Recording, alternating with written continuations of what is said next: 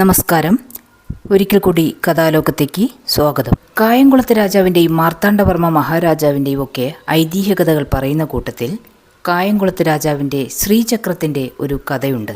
തിരുവിതാംകൂർ ഭരിച്ചിരുന്ന മാർത്താണ്ഡവർമ്മ മഹാരാജാവിൻ്റെ ഏറ്റവും വിശ്വസ്തനായ മന്ത്രിയായിരുന്നു രാമയ്യൻ ദളവ. ഒരിക്കൽ കായംകുളം രാജ്യം പിടിച്ചടക്കണമെന്നുള്ള ഉദ്ദേശത്തോടുകൂടി വേഷം മാറി ഇദ്ദേഹം കായംകുളത്ത് വന്നു ചേർന്നു. ഗൂഢമായി അവിടുത്തെ സ്ഥിതിഗതികൾ അന്വേഷിച്ചപ്പോൾ രാജ്യവും വംശവും നശിക്കത്തക്കവണ്ണമുള്ള ചില ദുർനടപ്പുകൾ രാജാവിനുള്ളതായി അറിയുകയും എങ്കിലും അവിടെ ഐശ്വര്യം നാൾക്കുനാൾ വർദ്ധിച്ചുകൊണ്ടിരിക്കുന്നതായും അതിൻ്റെ കാരണം അന്വേഷിച്ചപ്പോൾ മനസ്സിലാക്കാനായത് ആ രാജാവിൻ്റെ തേവാരപ്പുരയിൽ ഒരു ശ്രീചക്രം ഇരിക്കുന്നുണ്ടെന്നും അത് സർവ്വലക്ഷണം ഒത്ത ഒന്നാണെന്നും അതിൻ്റെ പൂജ പ്രതിദിനം ശരിയായി അവിടെ നടന്നു വരുന്നുണ്ടെന്നും അതവിടെ ഇരിക്കുന്ന കാലത്തോളം ആ രാജ്യത്തിനും രാജ്യവംശത്തിനും ഐശ്വര്യം വർദ്ധിക്കുകയല്ലാതെ ഒരിക്കലും നാശം ഉണ്ടാകുന്നതല്ലെന്നും അദ്ദേഹത്തിന് മനസ്സിലാവുകയും ഏത് വിധേനയും ഈ ശ്രീചക്രം കൈക്കലാക്കണമെന്ന് അദ്ദേഹം തീരുമാനിക്കുകയും ചെയ്തു. അങ്ങനെ രാമയ്യൻ ദളവ ഒരു ഭ്രാന്തന്റെ വേഷം ധരിച്ച് തേവാരപ്പുരയുടെ അടുക്കൽ വന്നുകൂടി. വല്ലതുമൊക്കെ അസംബന്ധങ്ങൾ പുലമ്പിക്കൊണ്ടിരിക്കുമെന്നല്ലാതെ അദ്ദേഹം അവിടെ ഉപദ്രവമൊന്നും ചെയ്തിരുന്നില്ല.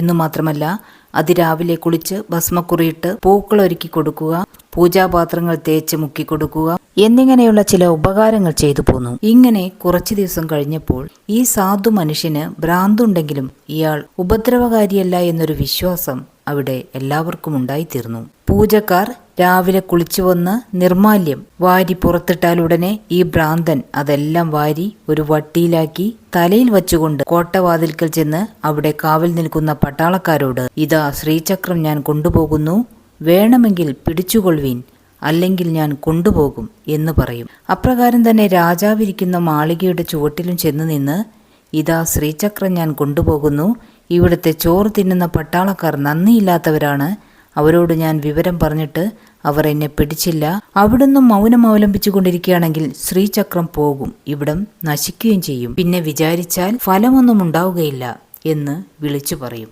ഇത് കേട്ട് പട്ടാളക്കാരും രാജാവിൻ്റെ ആൾക്കാരും 2-3 ദിവസം ഭ്രാന്തന്റെ വട്ടി പരിശോധിച്ചു.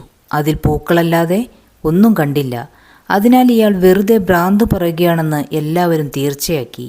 പിന്നെ അയാൾ വിളിച്ചു പറഞ്ഞാൽ, ഓഹോ, കൊണ്ടുപോയിക്കൊള്ളൂ, ഇവിടെ ആർക്കും ശ്രീചക്രം വേണ്ട എന്ന് എല്ലാവരും പറയുക പതിവായി. ഇങ്ങനെ ഏകദേശം 6 മാസത്തോളം കാലം പതിവായി ചെയ്തതിന്റെ ശേഷം ഒരു ദിവസം തേവാരപ്പുരയിൽ പൂജക്കാരനില്ലാതിരുന്ന തരം നോക്കി രാമയ്യൻ ദളവ ശ്രീചക്രമെടുത്ത് വട്ടിയിലാക്കി അതിന്റെ മീതെ പൂക്കളും വാരിയിട്ട് തലയിൽ വച്ച് പതിവ് പോലെ കോട്ടവാതിൽക്കലെത്തി പട്ടാളക്കാരെ വിളിച്ച്, ഇതാ ശ്രീചക്രം ഞാൻ കൊണ്ടുപോകുന്നു, ഇത്ര നാളും പറഞ്ഞതുപോലെയല്ല, ഇന്ന് സത്യമായിട്ട് ശ്രീചക്രം എൻ്റെ വട്ടിയിലുണ്ട് എന്ന് പറഞ്ഞു. എങ്കിലും ഇയാൾ പതിവ് പോലെ ഭ്രാന്ത് പറയുകയാണെന്ന് വിചാരിച്ച് പട്ടാളക്കാർ ചിരിച്ചുകൊണ്ട് എന്നാൽ കൊണ്ടുപോയിക്കൊള്ളൂ എന്ന് പറഞ്ഞതല്ലാതെ രാമയ്യനെ പിടിക്കുന്നതിനോ വട്ടി പരിശോധിക്കുന്നതിനോ നിന്നില്ല.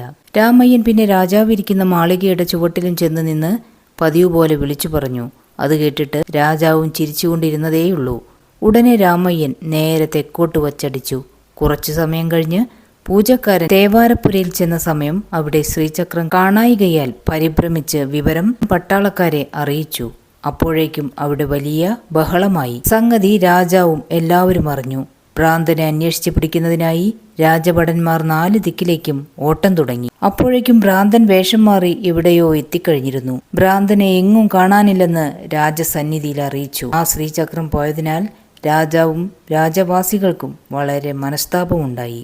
അവിടെ പിന്നെയും പല വിധത്തിൽ അതിനെപ്പറ്റി അന്വേഷണങ്ങൾ നടത്തിയെങ്കിലും ഒരു തുമ്പുമുണ്ടായില്ല. അധികം താമസിയാതെ കായംകുളം രാജ്യം തിരുവിതാംകൂറിൽ ചേരുകയും ചെയ്തു.